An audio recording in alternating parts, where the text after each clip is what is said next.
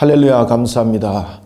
목요 성경 공부 오늘은 요한복음 4장 27절에서부터 54절까지의 말씀을 보겠습니다. 요한복음 4장에서 사마리아는 역사적 측면 그리고 또한 종교적 측면에서 굉장히 유대 사회와 충돌을 많이 일으켰다. 그죠? 그런 속에 예수님께서 직접 찾아간 목적은 바로 그들을 복음화하기 위함인데, 이들에게 복음을 전한다는 것은 유대적 사회 측면에서는 상상을 초월하는 일들이 벌어집니다. 그 부분에 대해서 이제 사마리아 여인, 수가성의 여인도 그것을 인정을 하죠. 어찌 유대인이 우리와 상종을 하려 합니까? 어찌 유대인인 당신이 나에게 물을 달라 그럽니까? 그것도 여자에게 라면서 예수님에 대해서 깜짝 놀래고, 그리고 또한 비아냥거리는 그러한 일들이 있었습니다. 그리고 그 사건 이후에 예수님께서 이 여인의 남편이 다섯이다라는 부분들을 통해서 예수님이 그 메시아라는 사실을 조명해 주기 시작하죠. 자, 그때에 이 여인의 질문이 나타났던 것이 있는데, 그것이 하나가 무엇이었습니까? 어디서 예배를 드립니까? 라고 말했을 때에 예수님께서는 예배는 장소가 아니라 무엇이라고 말하고 있습니까? 그렇죠. 하나님께 예배드리는 우리의 모습이다. 그래서 예배하는 자가 영으로 예배할지니 영과 진리로 예배할지니라. 하나님 영이시니 예배하는 자는 영과 진리로 예배할지니라 라는 말씀을 그에게 증거하게 됩니다. 특히 이 사마리아 지역에 있었던 이 여인이 가지고 있었던 이 사마리아 종교는 하나의 그들 나름대로의 역사적 의미를 가지고 있었죠. 제가 지난주에도 말씀드렸던 것처럼 4장 20절 우리 조상들은 이 산에서 예배하는데 라고 말할 때 이 산은 바로 역사적 측면에서 그들에게 따돌림 당했던 그런 역사들을 그들은 되새겼죠. 하나는 스룹바벨 1차 포로기한 때 돌아왔을 때 성전 재건하기를 동참을 원했지만 함께 하지 못했고, 그 다음에는 세 번째 느헤미야가 성벽을 재건할 때에 재건하기를 원했지만은 그들은 함께 하지 못했고, 그런 속에서 그들이 나름대로의 하나의 그 신앙의 구축을 하게 되는데, 그때가 이제 BC 322년이었죠. 그때 이제 그리심과 에발산 속에서 그들이 나름대로 성전을 세우게 됩니다. 특히 이제 그 그리심산에 위치한 곳에 그들이 성전을 세웠지만은, 그렇지만 이 성전이 지속적으로 가지 못하죠. BC 129년에 그 하스모니아에 하스모니아 왕조의 힐카우니우스에 의해서 이 성전이 파괴됩니다. 그럼에도 불구하고 그들은 여전히 그 성전이 있던 그 장소에서 예배를 드리고 있었다라는 것입니다. 그러면 그들이 그곳에서 예배를 드리고 있었던 의미는 무슨 의미를 가지고 있는가라는 부분에 대해서 예수님에 관해서도 그들이 이야기를 합니다. 물을 달라 그러니까 예수님께 뭐라고 반응했습니까? 당신이 야곱보다 큽니까? 라고 말할 때에 그들에게 메시아가 유대인들과 그리고 사마리아인들, 유대인들은 메시아에 관해서 그들이 메시아를 확인할 때에 항상 표적을 구했습니다. 왜 그런가 하면은 이 메시아는 하나님으로부터 능력을 부여받은 자라고 그들은 봤거든요. 따라서 이들은 이 메시아 관해서 이야기할 때는 정치적으로 그리고 특히 군사적으로 하나의 해방을 가져다 주는 자로, 해방자로서 메시아를 봤다면은, 사마리아인들은 이런 부분에서는 조금 다른 경향들을 가지고 있습니다. 그들은 메시아라고 이렇게 말한다면은 유대인도 마찬가지고 그 사마리아인도 마찬가지고 이 메시아는 바로 이 언약의 그 성취적 측면을 가지고 있습니다. 언약의 성취적 측면을 가지고 있지만은 이 언약의 성취적 측면에서도 내용은 안에 서로 좀 다른 거죠. 그래서 이 사마리아 여인이 특히 이제 몇 절이죠? 11절. 11절에 보면은 사마리아인들은 메시아를 이야기를 할 때에 항상 무엇과 연결시킵니까? 그렇죠. 야곱의 우물. 사마리아 성에 있는 야곱의 우물에 그 메시아가 올 것을 그들은 기대하고 인지하고 있었습니다. 그래서 그들은 그 메시아를 하나의 다헤브라라고 이렇게 칭하게 되는 것이죠. 메사가 아니고 메시아입니다.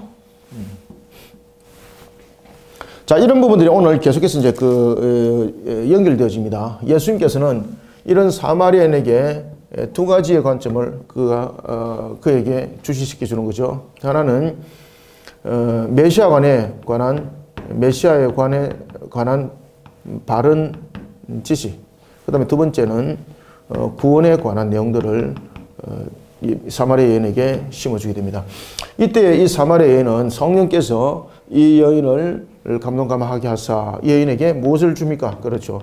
믿음을 더하여 주시고, 그리고 이 여인이 이제 취하는 행동이 뭔가 하면은 이 속에서 마을에 대해서 이 여인이 복음을 전하게 되는 겁니다.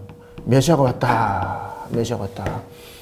그리스도가 왔다라고 말합니다. 여기서 이제 그리스도라는 것은 우리가 이제 익히 알고 있는 그런 그리스도가 아니고, 여기서 이 여인이 그리스도라고 말하는 것은 바로 무엇입니까? 그렇죠. 타헤브를 말하고 있습니다. 그들의 이제 메시아관. 자, 이런 가운데에 그 마을 사람들이 이 여인의 말을 듣고 모이지만은 그들 나름대로 정말로 이가 우리가 기다렸던 타헤브가 맞느냐라는 것을 확인하기 위해서 이틀 동안 머물기를 구하죠. 예수님께. 그때 예수님은 이틀 동안 그곳에 머물면서 이들을 복음 안에 완전히 녹여버리는 그런 장면들이 오늘 이제 본문에 등장합니다. 그러면서 이방인에 대한 선교를 예수님께서 직접 단행하는 것을 우리가 볼 수가 있습니다. 그래서 이제 예수님께서 행했던 이방인의 선교가 나중에 누구를 통해서 계속 이어집니까? 바울을 통해서 이제 이어지죠. 그죠? 바울을 통해서. 자, 오늘 이제 본문들을 우리가 한번 봅시다. 그래서 지난주에 이제 이어서 이런 이제 메시아관, 그 다음에 이제 이방인에게도 복음이 전거된다라는 그런 사실들이 지난주에서 계속해서 전거되어집니다. 자, 우리가 27절 봅시다. 이때의 제자들이 돌아와. 자, 여러분들. 우리가 일반적으로 지난주도 봤습니다만은 사마리아는 역사적 측면에서 굉장히 많은 그 사건을 유발시켰죠. BC 722년에 아수리에서 사마리아가 멸망할 때 세 가지 혼합 정책이 펼쳐진다 그랬죠. 세나기 혼합 정책으로 인해서 사마리아 자체를 불의함의 대명사로 여기는 겁니다. 그래서 일반적 유대인들은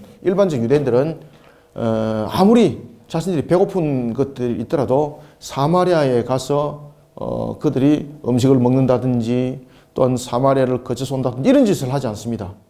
왜 그런가 하면 사마리아를 갔다는 자체가 벌써 부정함이 되는 것이거든요. 그러니 그들이 용납이 안 되는 겁니다. 사마리아 지역도 용납이 안 되지만은 사마리아에서 특히 의식주를 해결한다는 것 더 용납이 안 되는 거죠. 그런데 예수님께서는 그 사마리아 성에 가서 제자들에게 무엇을 명합니까? 그렇죠. 제자들에게 먹을 것을 구해오도록 합니다. 먹을 것을. 자, 먹을 것은 우리가 두 가지 먹을 것이 있습니다. 하나는 우리의 육신에 먹을 것, 육의 배고픔. 두 번째는 영의 먹을 것이 있습니다. 제자들에게 이제 예수님께서도 이제 가르침이죠. 먹을 것에 대해서 영의 양식에 관해서 오늘 사마리아 성을 통해서 그 사실을 함께 가르치고 있습니다. 자, 제자들이 27절에 돌아옵니다. 이때에 제자들이 돌아와서 예수께서 여자와 말씀하시는 것을 이상히 여기더라. 이제 왜 이상히 여기는 건지 아시겠죠? 왜 이상히 여길까요? 여기서 이상히 여긴다는 것은 특히 유대 사회 속에서 이런 잠깐 쉬어도 되겠죠, 그죠? 자, 여러분들 보십시오. 유대 사회 속에서 아무리 부부라도 여인과 같이 동행하지 않습니다.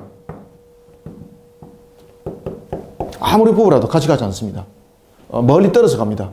그 다음에 여인과의 길거리에서 여인과 담소를 나누는 일은 금지되어 있습니다. 심지어 부부라도 유대 사회 속에서는 거리에서 동행하는 것도 금지되어 있고 담소 나누는 것은 특히 더 금지되어 있습니다. 그런데 예수님께서 오늘 본문에 보면은 이 여인과 대화를 나누고 있는 거예요. 그래서 여기서 이상히 여겼다라는 것은 공개된 장소, 그것도 노상에서, 그것도 부정하게 여기고 있는 누구? 그렇죠. 사마리아 여인. 일반 여인도 아니고 특히 사마리아 여인. 부정함. 이 사마리아 여인과 거리에서 담소를 나누고 있는 거예요. 그럼 유대 사회 속에서, 유대 사회적 관점에서 이게 인정이 되겠습니까? 인정이 안 되는 거예요. 그러니까 예수님이 지금 하는 행동이 이상하다는 거죠. 그래서 여기서 이상히 여겼다는 것은 바로 공개된 장소에서 그것도 노상에서 부정하게 여김을 받았던 사마리아 여인, 그 여인과 지금 이야기를 나누고 있다는 거죠. 용납되지 않는다는 겁니다, 이게. 그러니 여전히 여러분 제자들이 어떤 관점에 사로잡혀 있습니까? 유대리즘에 사로잡혀 있습니다. 이때가 예수님이 사역을, 공생의 사역을 이룬 지가 1년이 조금 넘었을 때입니다.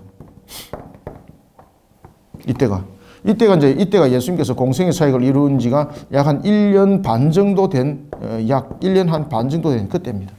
그러니까 제자들이 이제 영적 상태는 여전히 아직까지도 많은 문제점 요소를 가지고 있었던 거죠. 유대적 관점을 많이 가지고 있었던 거죠. 이상히 여기었으나 무엇을 구하시나이까? 어찌하여 그와 말씀하시나이까? 묻는 자가 있더라, 없더라? 없더라. 28절에 보면은 이제 여자가 물동이를 버려두고, 여러분 그 당시에 이 사회, 특히 이제 이 건동 지역의 메마른 땅에서 물동이는 생명과 같습니다. 물동이를 절대 버려두고 갈 수가 없어요.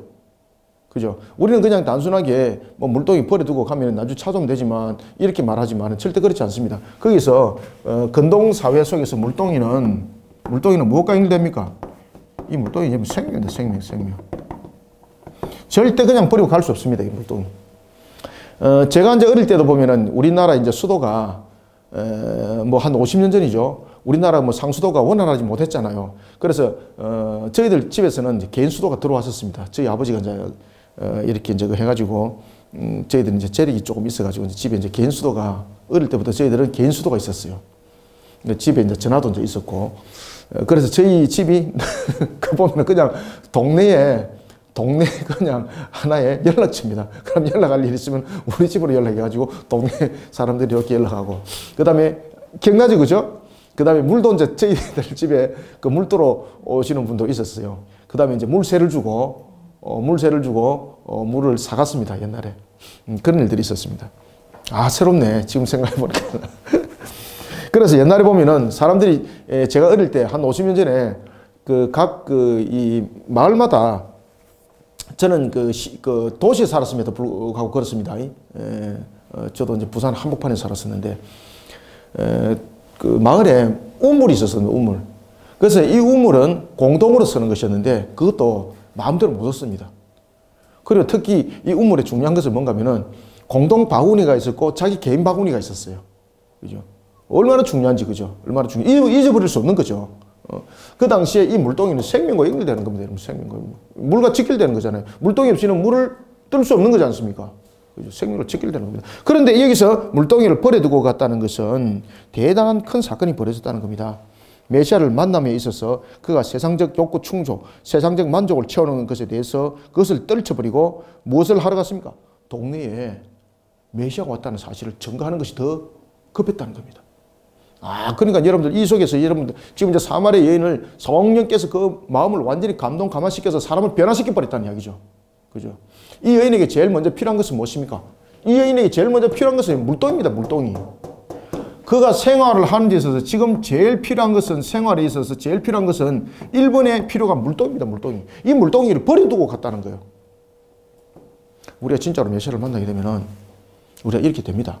우리의 삶들이 변화되게 됩니다. 물동이를 버려두고 동네로 들어가서 사람들에게 이르되, 자 29절 보십시오. 자 여기서 이제 그리스도는 타협을 말하고 있습니다. 타협. 아까 내가 적었죠, 그죠? 요 적었다 치웠구나. 타협. 그리스도를 봤다. 29절. 내가 행한 모든 일을 내게 말한 사람을 와서 보라. 여러분 와서 보라 이러니까 누가 생각나요? 빌립이 생각 안 납니까? 그죠? 와서 보라. 그죠? 와서 보라. 와서 보라. 빌립이 자기 친구 나다나엘을 전도할 때에 내가 메시아를 만나노라. 와서 보라. 그죠? 갈릴리에서 어찌 선한 것이 날 수 있는가? 라고 말했지만은 와서 보라. 그러면서 나다나엘이 진짜로 주님을 만나게 되는 거죠. 이 여인이 그런 가운데서 마치 나다나엘처럼, 필립처럼 그런 장면들이 연출이 되는 겁니다.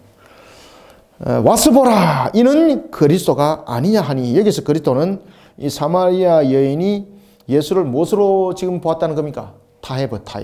그러니까 여러분 보시면 여기서 두 관점이 생기죠. 분명히 메시아라는 관점 속에서 제자들은 예수님을 따랐죠. 그 다음에 이 사마리아 여인은 메시아라는 관점에서 지금 예수님을 바라봤죠. 그런데 두 분류들이 전부 다 보는 관점이 다르죠. 여기서 이제 제자들은 이 메시아관에 있어서 정치적 측면, 군사적 측면에서의 해방자로서 메시아라는 것을 보고 따르고 있었고, 이 여인은 이 메시아관에 대해서 지금 무엇을 설명하고 있습니까?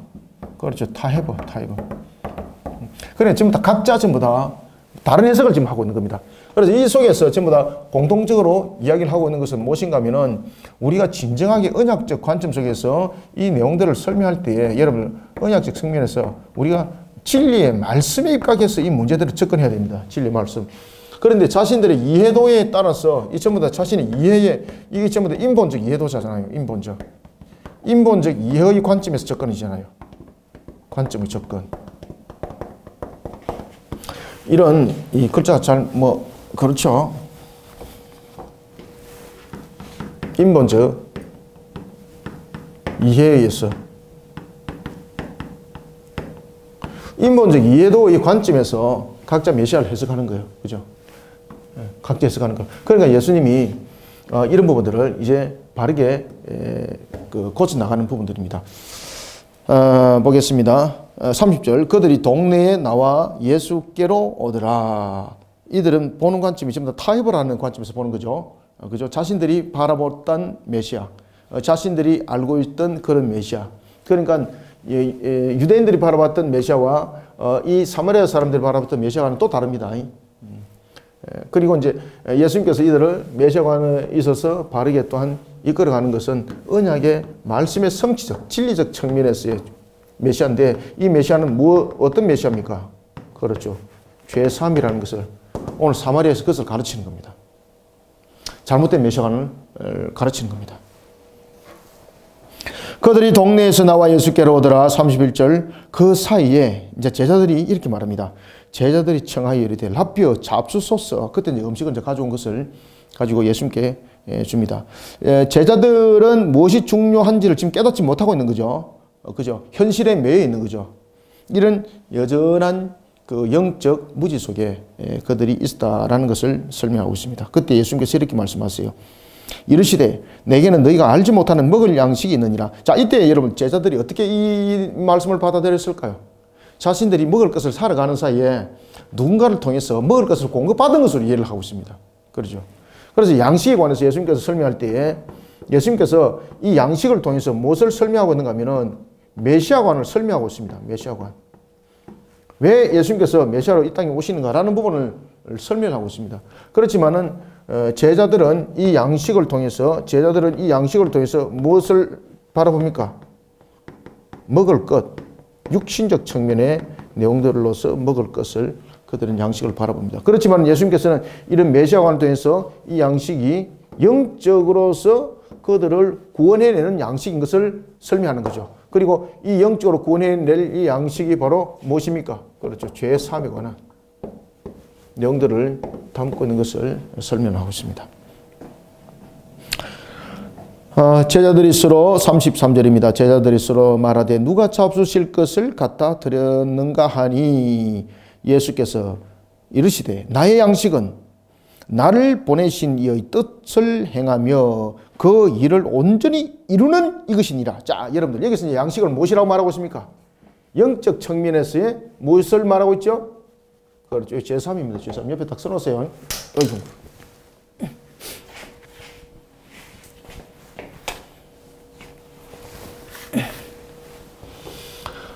그래서 예수님께서 양식을 주러 왔다는 것은 영적인 양식을 말하고 있고, 이 영적인 양식은 무엇입니까? 그렇죠. 죄삼입니다. 죄삼. 내가 영적인 양식을 주러 왔다. 그것을 그 목적으로 내가 온 것을 너희들이 아직도 깨닫지 못하느냐. 예수께서 이르시되 나의 양식은 나를 보내신 이의 뜻을 행하며 그의 일을 온전히 이루는 이것이니라. 그죠? 영적 양식 죄삼이죠. 35절.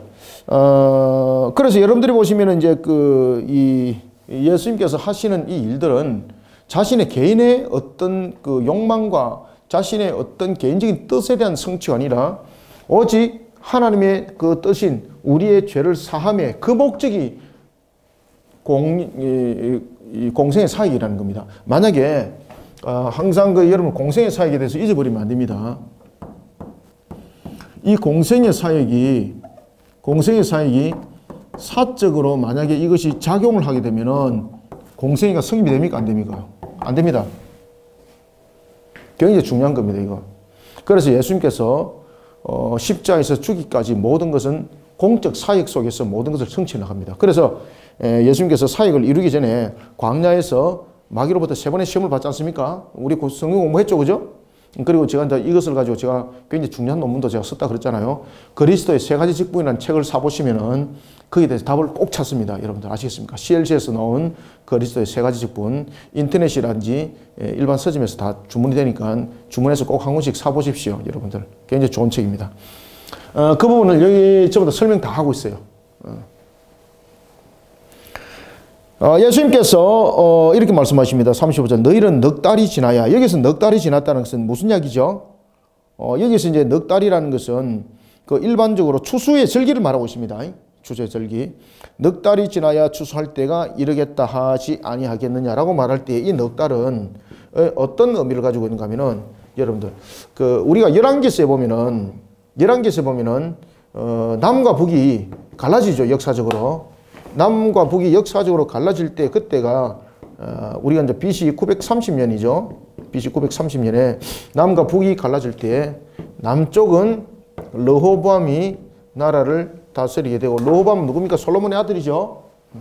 그리고 북쪽은 여로보암 1세가 나라를 다스리게 됩니다. 여로보암 1세는 누굽니까? 솔로몬으로 인하여서 목숨을 잃을 단계에 이르러서 애굽으로 도망간 사람이죠. 그죠? 아시겠습니까? 북쪽 지파의 사람입니다. 그리고 북쪽 지파의 이제 노동이라든지 이런 부분들에 대해서 총괄적으로 했던 사람인데 솔로몬에게 대항을 하는 것처럼 솔로몬은 딱 느꼈던 거죠. 그래서 여로보암을 죽이려고 하는 거예요. 그때 여로보암이 그것을 낌새를 채고 애굽으로 도망갔던 여로보암. 그리고 솔로몬이 죽고 난 뒤에 돌아옵니다. 북쪽 지파들이 추대를 하는 거죠.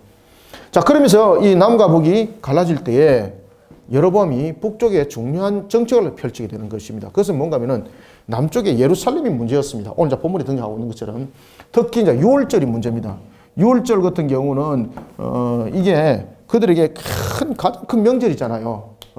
그러면은 이 북쪽에 있는 사람들이 남쪽에 있는 예루살렘으로 가게 되면은 실질적으로 자신의 통치 속에 들어올 수 없는 거지 않습니까? 그래서 이 여로보암이 국리를 해낸 것이 있었는데 그것이 바로 뭔가 하면은 무엇이었겠습니까? 남과 북에 제단을 쌓는 겁니다. 남쪽과 북쪽에. 남쪽과 북쪽에.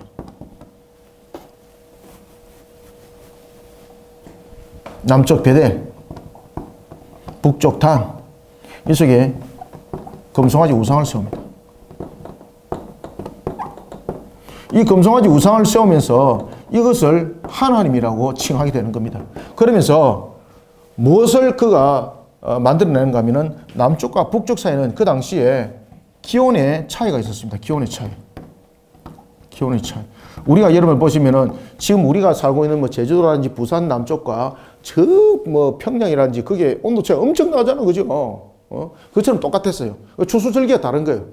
그래서 이 남쪽과 북쪽에 추수의 절기가 다릅니다. 추수의 절기.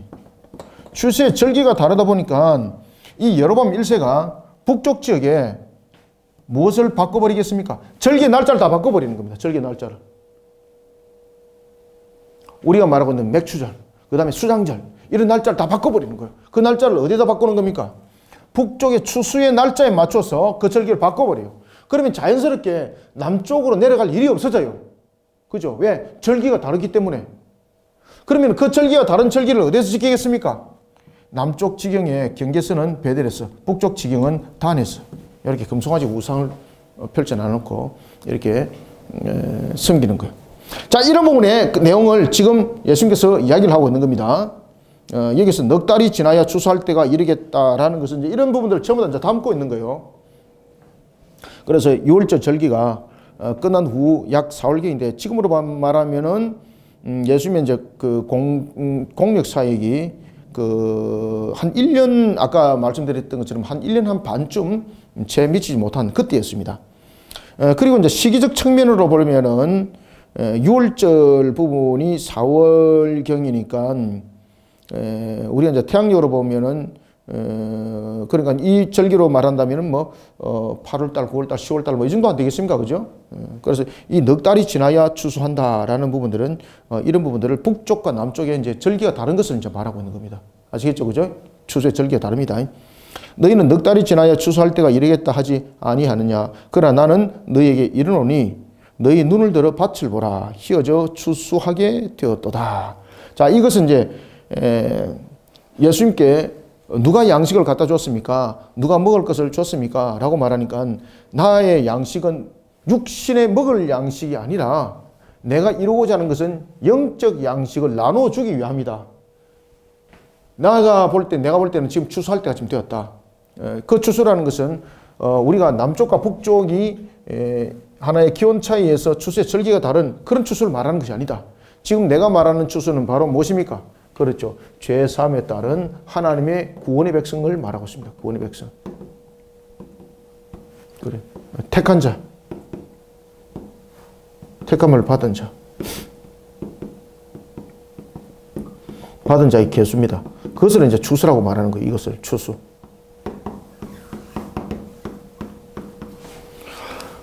그러면 유대인들이 볼 때 완전히 기절을 한 거잖아요. 지금 예수님께서 이들이 구원의 백성, 이 속에 구원의 백성들이 지금 있다는 거예요. 이들의 구원의 백성들이 지금 무르익었다는 거예요. 지금 사마리아 성에. 그들은 사마리아 성이 참으로 불의한 곳이고 부정한 곳이기 때문에 일반적으로 유대인들은 그것을 지나지도 아니하고 그곳에 먹을 것도 취하지 않습니다. 주거도 취하지 않습니다. 심지어 길에 있었을 때 이 사마리아 여인과 일반적으로 유대 사회 속에서도 여인과의 거리를 두면서 부부간에서도 담소를 안 나누는데 이 사마리아 여인과 담소를 나눴던 자체가 벌써 의하게 생각하고 있었고, 그 다음에 여기서 예수님께서 누가 갖다 줘서 뭐 음식을 드셨습니까? 라고 말하니까 예수님께서는 내가 이 사마리아에 온 목적은 너희들이 아직 알지 못하구나. 내가 사마리아에 온 이 목적은 육신적으로서 먹을 양식을 구하러 온 것이 아니라 무엇을 하기 위해서? 내가 영적 양식을 주기 위해서 왔다. 내 육신의 만족을 채우기 위해서 내가 지금 사역을 하는 것이 아니라, 그죠? 내 육신의 만족을 위해서 지금 사역을 하는 것이 아니라 내가 지금 사마리아에 온 목적이 뭐라는 겁니까? 하나님의 일하심, 구원의 백성들을 구원하기 위해서 왔다는 겁니다. 왜? 이곳에 하나님의 택한 백성이 있기 때문에. 지금 이 문구 이해되셨죠? 34절 예수께서 이르시되 나의 양식은 나를 보내신 이의 뜻을 행하며 그의 일을 온전히 이루는 이것이니라. 너희는 넉 달이 지나야 추수할 때가 이르겠다 하지 아니하냐. 그죠? 넉 달이 지나야 추수할 때가 이르겠다 하지 아니하냐.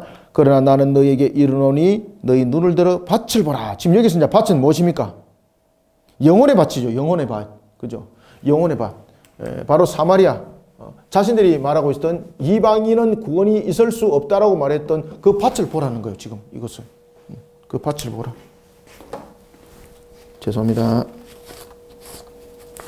이게 제가 이게 팔이도 생명력이 있어서 빨리 닦아줘야 됩니다. 아이고. 그래서 이방인들 가운데 하나님의 구원의 백성이 있다는 것을 말하고 있고, 그것을 영적 눈으로 너희들이 안 보이냐 이 말입니다. 눈을 들어 밭을 보라. 희어져 추수하게 되었노라. 라는 것은 사마리아 지역의 사람들을 말하고 있는데, 이들은 무엇을 받겠습니까? 그들은 도무지 이것을 보지 못하는 거죠. 36절 거두는 자가 이미 삭도 받고 영생에 이르는 열매를 모으나니 이는 뿌리는 자와 거두는 자가 함께 즐거워하게 하려 함이라. 아멘. 여러분들, 우리가 일반적으로 보면 복음이라는 것은 뿌리는 자가 있고 심는 자가 있고 뿌리는 자가 있고 그 다음에 거두어 드릴 자가 있습니다. 그죠? 그러니 내가 모든 것을 하는 것은 아니죠. 사도 바울도 여러분 그런 이야기 하지 않습니까? 자기가 이미 복음을 증거하고 있는 곳은 자신은 그곳을 항상 피했다. 왜 그런가 하면 하나님이 일하시기 때문에. 그 다음에 뿌리는 자가 있는가 하면 또한 거두는 자가 있다라는 것이죠. 나는 늘 거두는 것만이 아니라 내가 뿌리는 곳에 다른 사람들이 가서 거두기도 했다. 그 얼마나 기쁩니까? 그죠? 이런 부분들. 예수님께서 이제 추수의 관계에 대해서 이제 그런 이야기를 하는 겁니다. 거두는 자가 이미 삭도 받고 영생에 이르는 열매를 모으나니 이는 뿌리는 자와 거두는 자가 함께 즐거워하게 하려 함이라. 라는 것은 곡식을 거두는 일꾼들을 보낸 목적을 설명하고 있습니다. 그래서 우리가 보면은 선지자의 때가 있고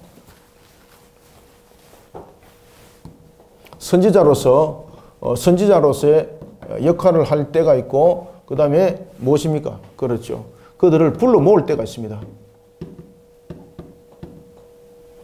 선지자의 때를 통해서는 그들에게 씨를 뿌리는 역할을 하는 거죠. 왜 그런가 하면 자신들의 상황을 모르는 거잖아요. 그죠? 이 속에서 이제 씨를 뿌리는 겁니다. 씨를 뿌리고, 복음으로 이제 불러 모으는 것은 어떤 때입니까? 추수의 때입니다. 그래서 우리가 보면은 선지자의 때와 그 다음에 불러 모으는 때 부분들을 한꺼번에 다 이루어질 때도 있고, 복음을 전하는 것은 절대 조급함을 가지고 있으면 안 됩니다. 우리가 여기서도 보면은 씨를 뿌리는 때가 있어야만 열매를 맺는 거잖아. 그죠? 복음도 마찬가지입니다, 여러분들. 그래서 우리는 복음은 한순간에 자꾸 뭔 결론을 얻으려고, 그래서 이제 교회 속에서 여러분 보시면은 뭐 전도 전략 이렇게 해가지고 막 끌어모으기 작전하잖아요. 그죠? 이거 굉장히 조심하셔야 돼요, 여러분들요. 이 굉장히 세상적인 방법 속에서 우리가 끌어모아졌던 하나의 마케팅 전략 속에서 사실은 한국 교회 한 30년 전에 상륙해서 교회를 오히려 병들게 만드는 주요 요인이 되었습니다. 예수님께서도 여러분 보시면은 우리가 선지자의 때가 있고 그 다음에 불러 모을 추수의 때가 있어요. 우리가 복음을 전하다 보면은 영적 전투가 일어날 수 있는 것은 기정사실이에요. 마귀는 여전히 하나님의 백성들이 불러 모아지는 것을 마치 불러 모으지 못하게 만드는 것처럼 만들어야만이 자신의 왕국을 계속 연장시킬 수 있지 않습니까? 마귀는 자신이 심판의 때가 있다는 것을 알고 있습니다. 그 심판의 때는 바로 하나님의 구원에 택한 백성이 그 수가 채워짐이에요. 마귀는 너무 잘 알고 있어요. 그렇기 때문에 마귀는 교회를 공격할 수밖에 없고 그런 영적 전투는 일어날 수밖에 없는 거죠. 이런 측면에서 우리에게 굉장히 중요한 것을 보면 뿌릴 때가 있고 거둬들일 때가 있는 거예요. 그것이 여러분 성령의 역사입니다.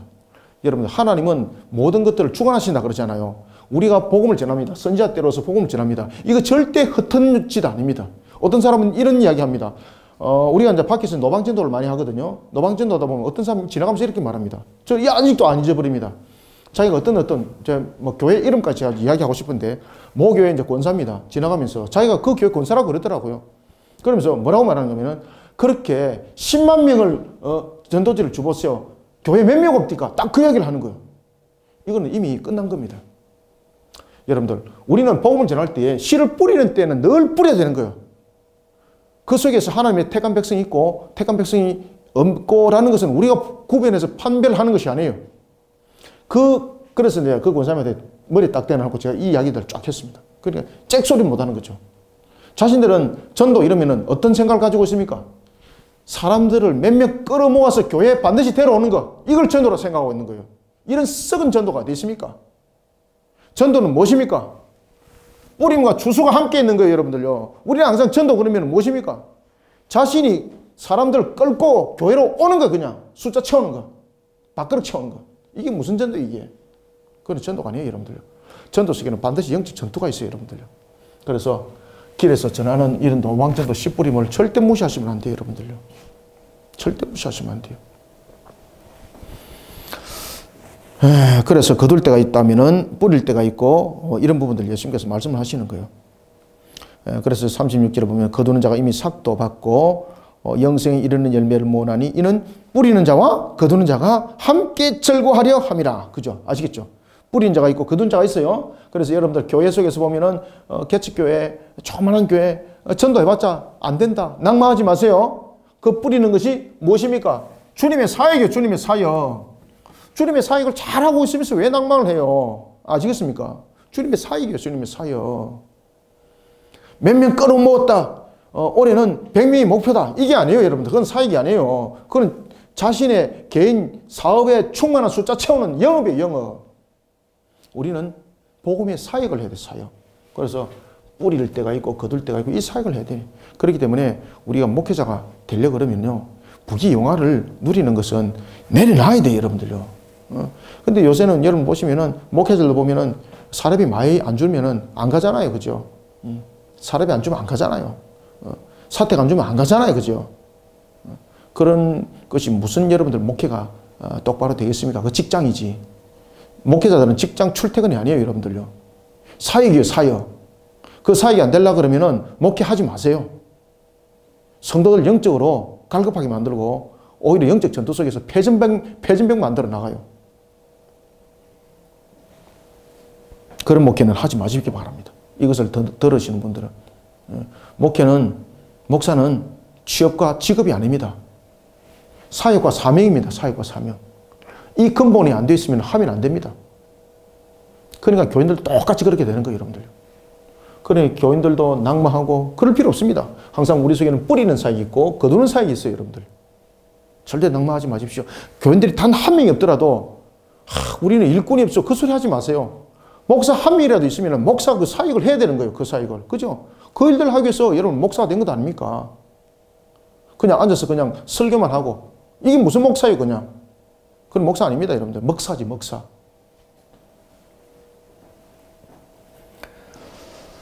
예, 37절. 그런즉 한 사람이 심고 다른 사람은 거둔다 하는 말이 옳도다. 여러분들. 예수님께서 이렇게 지금 가르치고 있어요, 예수님께서. 그래서 여러분들 절대 여러분들 작은 교회 사역한다고 낙마하지 마시길 바랍니다. 그런즉 한 사람이 심고 다른 사람이 거둔다 하는 말이 옳도다. 내가 너희로 노력하지 아니한 것을 거두러 보내노니 다른 사람들은 노력하였고 너희는 그들이 노력한 것에 어떻게 했다? 참여하였느니라. 아멘. 아시겠습니까? 이것이 바로 사역의 역할입니다. 사역의 역할. 사역의 역할. 사역의 역할. 그래서 절대 낙마하지 마시길 바랍니다. 사역의 역할입니다. 그래서 교회가 대형 교회가 목적이다. 우리는 1년 뒤에 10,000명의 성도를 세우는 것이 교회의 목적입니다. 그 교회 빨리 문 닫아야 됩니다. 교회는 사역의 역할입니다. 사역의 역할. 사역의 역할. 그래서 성도들도 신앙을 좀 바르게 가르쳐야 됩니다. 전도에 대한 부분들도 바르게 가르쳐야 됩니다. 그저 끌어모으기 작전 속에서 오히려 다른 조그마한 교회들이 사역을 하지 못하도록 발판을 막아버리는 것은 그건 회방입니다. 마귀짓입니다. 마귀짓.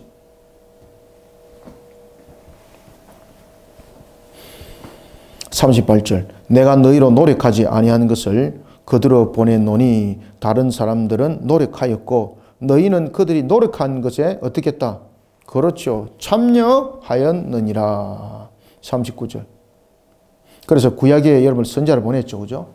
구약에 선자 보내시고 그 역할이 있었고 그 다음에 예수님보다도 6개월 앞서서 누가 있었습니까? 세례요한. 세례요한 전부 다 사역의 역할이죠. 그죠? 선지자. 전부 다 사역의 역할이죠. 그죠? 자, 39절. 여자의 말이 내가 행한 모든 것을 그가 내게 말하였다 증언하므로 그 동네 중에 많은 사마리아인이 예수를 믿는지라. 자, 이제 사건이 이제 전환됐습니다. 이제 여자가 그 마을에서 사람들에게 증거하기 시작했습니다. 내가 행한 모든 것을 그가 알고 있더라. 나의 허물을 다 알고 있더라. 사람들이 깜짝 놀랍니다. 그것을 증언을 하게 됩니다. 그 동네 중에 많은 사마리아인들이 예수를 믿는지라. 여기서 예수를 믿는지라는 것은 어떤 의미를 가지고 있는가 하면 바로 타헤버라는 이 관점을 가지고 있습니다. 타헤버. 메시아로서의 타헤버. 메시아가 아니면은 어찌 이 여인의 허물을 알 수 있겠는가. 그리고 또 우물에서 만났습니다. 자신들이 알고 있는 그 관점 속에서 메시아가 우물로 온다 그랬고 야곱이 우물로 온다 그랬고 그랬을 때 이 메시아는 이미 일반 사람들이 알고 있는 관점이 아니라 그의 모든 것들을 알고 있어야 된다는 것이죠. 이 여인의 허물을 이미 알고 있다는 거죠. 이 마을 사람도 아니고 이 마을 사람도 잘 모르는데 그런데 그러한 사실을 증거하니까 사람들은 그가 메시아다라고 말할 때 그 메시아는 바로 자신들의 관점 속에서 타이버입니다. 타이버. 그러면서 그가 자신들이 볼 때 정말로 자신들이 지금까지 기다려왔던 그 메시아가 맞는지 확인을 하려고 예수님께 사마리아에 이틀을 머무기를 간청을 합니다. 여기서 40절 사마리아인들이 예수께 와서 자기들과 함께 유하시기를 청하니 거기서 이틀을 유하시더라. 왜 이틀을 유하시겠습니까? 여기서 사마리아인들이 예수님이 그곳에 유하기를 원했던 것은 타협을 맞는지 확인하려고 그러는 거예요. 그런데 예수님은 그곳에 이틀을 머문 목적이 무엇입니까? 죄사함의 영적 구원의 백성들을 불러 모으는 측면에서의 사역을 하기 위함이에요. 하나님의 일하심을 이루기 위함이에요. 자, 41절. 예수의 말씀으로 말미암아 믿는 자가 더욱 많아. 복음의 진전이 일어났죠. 그죠? 그러니까 예수님께서 그러한 진전이 일기까지는 씨를 뿌렸던 과거의 사건들이 있었던 거죠. 그래서 그 결실들이 거두짐이에요. 42절. 그 여자에게 말하되 이제 우리가 믿는 것은 네 말로 인함이 아니다. 네 말로 인함이 아니니 이는 우리가 친히 듣고 그가 참으로 세상의 구주신 줄 알미라 하였더라. 아멘. 이제 예수를 사마리아 종교의 타협으로가 아니라 무엇으로 믿습니까? 참 선자로 믿는 거예요. 참 선자. 그죠? 참 선자. 세상의 구주로 믿는 거예요. 그래서 지금 이들이 예수를 이 여인에 의해서는 타협을 확인하려고 그랬습니다. 타협을 확인하기 위해서 예수님께 머물도록 했고 예수님은 그곳에 이틀을 머물면서 이들에게 영적 양식을 주는 거예요. 영적 양식을 주면서 예수님이 이 땅에 오신 목적이 무엇인지 그리고 자신이 사마리아에 왜 왔는지라는 부분에 대해서 죄 사함을 이루기 위한 것이라는 것을 알게 되고 그리고 난데 그들에게 관점, 메시아의 관점은 타협가 아니라 무엇으로 바뀌는 겁니까? 구세주로 바뀌는 겁니다. 구세주.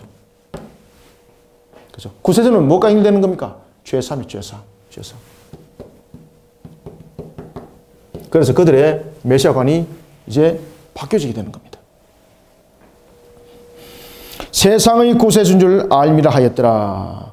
43절. 이틀이 지나면 예수께서 그 길을 떠나 수가성을 떠났죠. 그 길을 떠나 갈릴리로 가시며 44절 또 이제 한 사람을 만납니다. 그것은 바로 왕의 신하였습니다.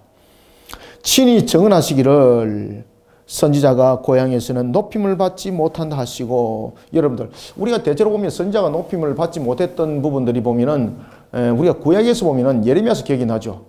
예레미야에 보면은 예레미야는 고향이 아나돗이었죠. 그죠? 아나돗은 마치 그 레위인들의 유배지와도 같은 곳이었습니다. 그 당시에 예레미야는 나이가 약관이 20세였습니다. 선지자로 부름을 받습니다. 이때에 이 예레미야는 고향 사람들한테 선지자로 활동하면서 고향 사람들한테 생명의 강력한 위협을 받게 되는 사건이 등장하게 됩니다. 예수님께서는 그런 이야기를 하는 겁니다. 친히 증언하시기를 선지자가 고향에서는 높임을 받지 못한다 하시고 45절 갈릴리에 이르심에 갈릴리인들이 그를 영접하니 이는 자기들도 명절에 갔다가 예수께서 명절 중 예루살렘에서 하신 모든 일을 보았습니다. 아멘. 자, 여기서 이제 갈릴리인들의 예수님에 관한 관점은 무엇입니까? 사마리아인들의 관점을 보십시오. 사마리아인들은 처음에는 예수님을 타협으로 봤죠. 그죠? 타협을 확인하기 위하였지만은 나중에는 예수님이 구세주라는 것을 깨달아 알게 되는 겁니다.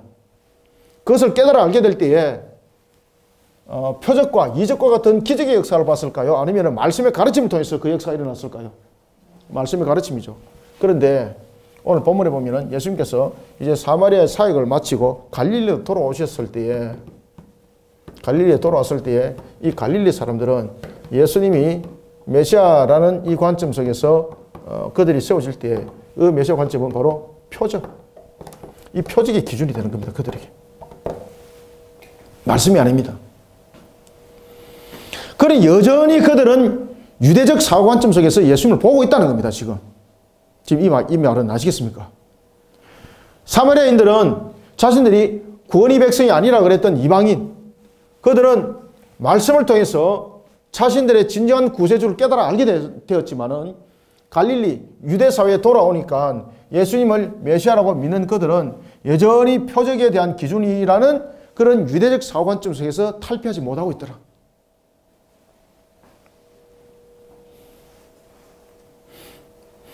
이런 속에 예수님께서 사역을 펼칩니다. 그래서 예수님께서 이 사역을 펼칠 때에 보면은 자, 여러분 이것은 잘 아셔야 돼요. 이것은 연결되는 겁니다. 예수님께서 사역을 펼칠 때에 자, 갈릴리 지역에 그 당시에 분봉왕은 누구였습니까? 갈릴리 지역의 분봉왕은 헤롯 안티파스입니다.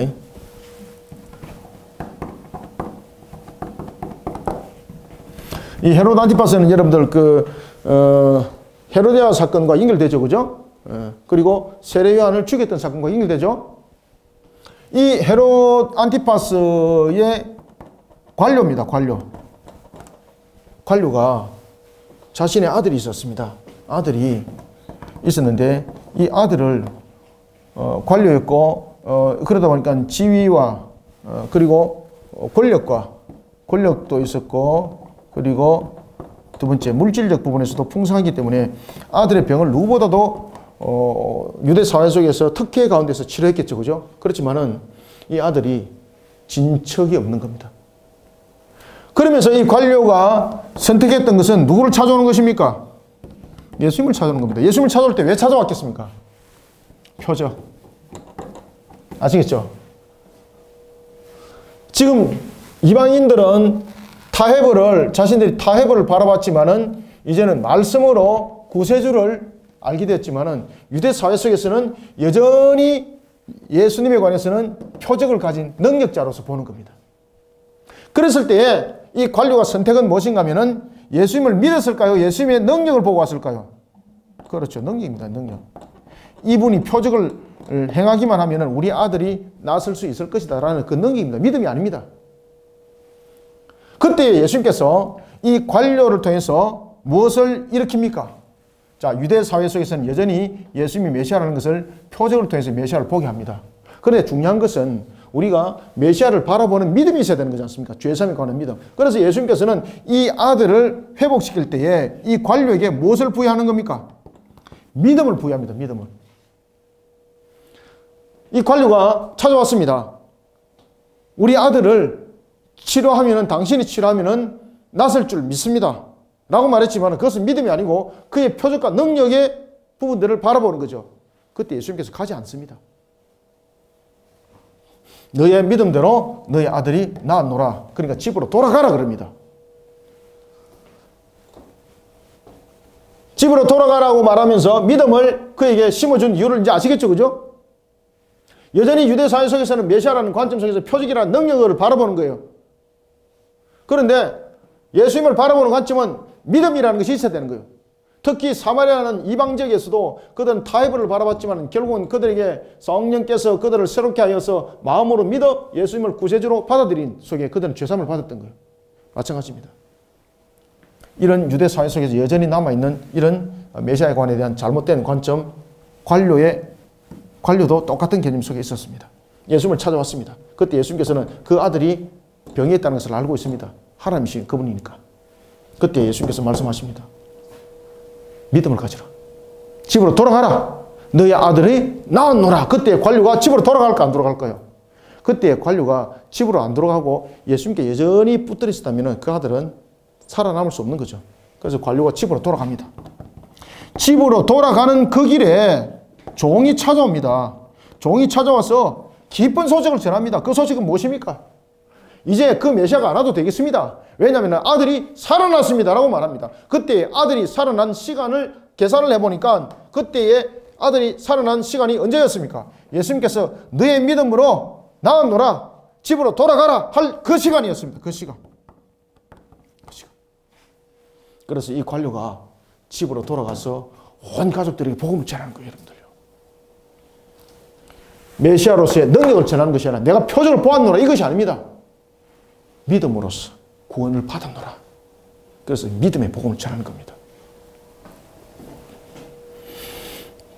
이해가 되셨습니까? 뒤에서 이제 머리 끄덕끄덕 하시는데 이해가 되셨죠? 그죠? 자, 보겠습니다. 46절. 그래서 46절부터 54절까지는 제가 설명을 이미 다 했습니다. 보면서 합시다. 46절. 예수께서 다시 갈릴리 가나에 이르시니 전에 물로 포도주를 만드신 곳이라. 왕의 신하가. 여기서 왕의 신하는 누군지 아시겠죠? 그죠? 헤롯 안티파스입니다. 그 당시에 분봉왕이 3명의 분봉왕이 있었죠. 특히 이제 여러분 보시면은 어디에 보시는가 하면은 마가복음 한번 보세요. 마가복음에 보면은 17절 6장 17절 보십시오. 헤롯이 자기 동생 빌립의 아내 헤로디아에 대한 부분들 등장하죠. 그죠? 빌립의 아내 헤로디아. 그래서 여기서 이제 보면은 그 헤롯 빌립이 등장하죠. 그리고 헤롯 빌립은 그 무엇과 또 연결이 되는 겁니까? 이제 여기서 이제 이 빌립은 본문에 등장하고 있는 자, 전에 헤롯이 자기가 동생 빌립의 아내라고 여기서 이제 설명하고 있는 것은 바로 빌립이 헤로디아의 사건과 연결이 되는 것이죠. 그 당시에 여러분들 헤롯이 나중에 이제 이 나라를 세 등분으로 나눕니다. 그때에 아리스토블루스, 그 다음에 우리가 잘 알고 있는 헤롯 안티파스, 그 다음에 빌립, 이 내용들을 우리가 다루고 있습니다. 그래서 전에 헤롯이 자기가 동생 빌립의 아내 헤로디아가 장가든 고로라고 말할 때 이제 여기서는 헤롯 안티파스와 헤롯 필립 사건이 여기서 이제 그 연관이 되는 것이죠, 그죠? 그래서 그 사건들이 이렇게 이제 대두가 되는 겁니다. 그래서 여기에 나타나고 있는 지금 본문에는 바로 누구였습니까? 헤롯 안티파스입니다. 헤롯 안티파스의 관료입니다. 가버나움에서 병들었더라. 왕의 신하가 있어 그의 아들이 가버나움에서 병들었더니 그가 예수께서 47절입니다. 유대로부터 갈릴리로 오셨다는 것을 듣고 가서 청하여되 내려오셔서 내 아들의 병을 고쳐주소서 하니 그가 거의 죽게 되었습니다. 모든 수단과 방법 다 사용해봤다는 거죠. 결론은 회복됐다 안 됐다? 회복 불가능. 그래서 예수님의 능력을 보고 오는 거죠. 능력. 아, 저분의 능력이면 되겠다. 이건 믿음이 아닙니다. 능력이면 되겠다. 인정. 이러면서 오는 겁니다. 그때 예수님께서 믿음을 다하시는 거예요. 48절 예수께서 이르시되 너희는 표적과 기사를 보지 못하면 도무지 믿지 아니하리라. 아시겠죠? 여기서 예수님께서 표적과 기사를 말하죠. 우리가 일반적으로 표적과 기사는 좀 다릅니다. 표적은 무엇입니까?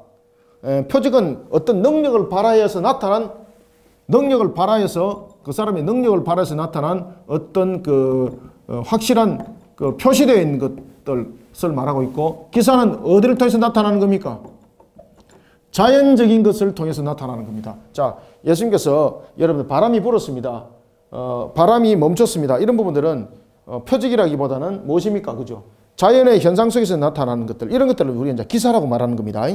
그래서 기사라고 말하는 것은 초자연적인 능력, 이것을 우리가 이제 일반적으로 기사라 이렇게 말하고 있습니다. 그 다음에 이제 표적이라는 것은 어떤 그 능력을 발하여서 나타난 어떤 표시, 그것을 표적이라고 말하는 거예요. 표적.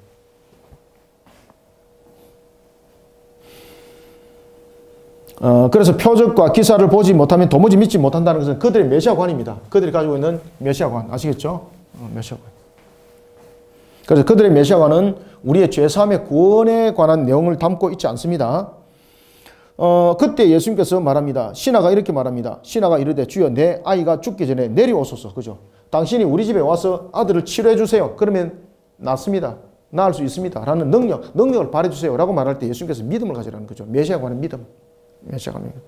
그러면서 사마리아 성과 지금 연결을 시키고 있으면서 대조적 측면에서 지금 보게 하는 거예요.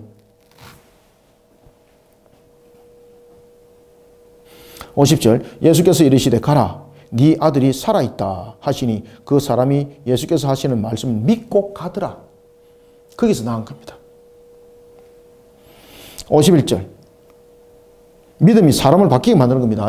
51절 내려가는 길에 그 종이 오다가 만나서 아이가 살아있다 하거늘. 예수님의 고치심의 사건을 두고 지금 우리가 이제 봤을 때에 아이가 살아있다 하거늘이라고 말할 때 그 시간을 묻습니다. 지금 이 사람이. 자, 52절. 그 낫기 시작한 때를 물은 적 어제 7시에 열기가 떨어졌나이다 하더라. 자, 여기서 왜 어제란 말했을까 여러분들요? 여기서 어제 7시라는 것은 무엇을 말합니까? 자, 어제의 7시. 이것은 유대 시간이죠. 유대 시간으로 7시면은 이것은 오후 1시입니다. 그래서 시간을 묻는 겁니다. 언제 아이가 낳았느냐. 자, 그러면은 유대 사회 속에서는 우리가 하루의 시작과 하루의 끝을 무엇으로 이야기를 하겠습니까? 오후 6시입니다. 오후 6시. 그러면은 이 종들은 지금 주인을 언제 만난 겁니까? 오후 6시 이후에 만난 거죠. 그러니까 우리가 일자별로는 같은 날이지만은 이렇게 날짜가 오후 6시 관점에서 오늘과 그리고 어제로 바뀌는 겁니다. 아시겠죠?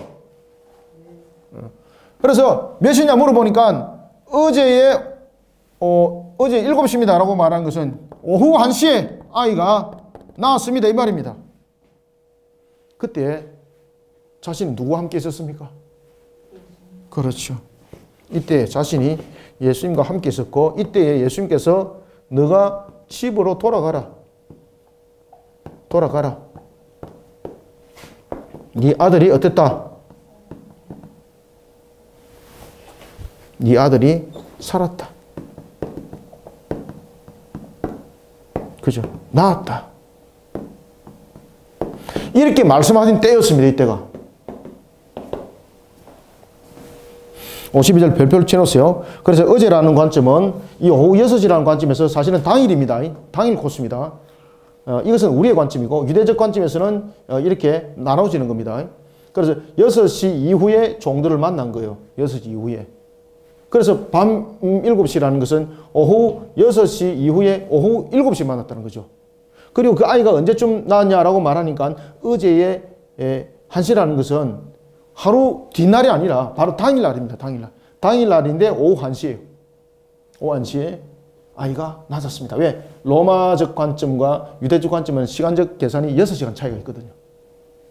여기서는 지금 유대 시간을 계산한 겁니다. 유대 시간. 어제 7시에 열기가 떨어졌나이다 하는지라 53절 그의 아버지가 예수께서 네 아들이 살아있다 말씀하신 그때인 줄 알고 자기와 그 온 집안이 다 믿으니라. 아멘.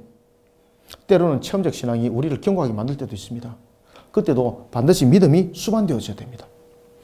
이것은 예수께서 유대에서 갈릴리로 오신 후에 행하신 두 번째 표적이니라. 자, 첫 번째 표적이 무엇입니까? 물로 포도주를 변화시킨 사건이었습니다. 무엇보다 중요한 것은 우리가 믿음으로써 그리고 또한 복음은 뿌리는 때가 있다면 거두는 때가 있다라는 것. 그 다음에 메시아에 관한 바른 신앙 관점을 이방인들의 사마리아 지역과 갈릴리 지역을 통해서 예수님께서 그 근본들을 바르게 세워나가는 것을 볼 수 있습니다.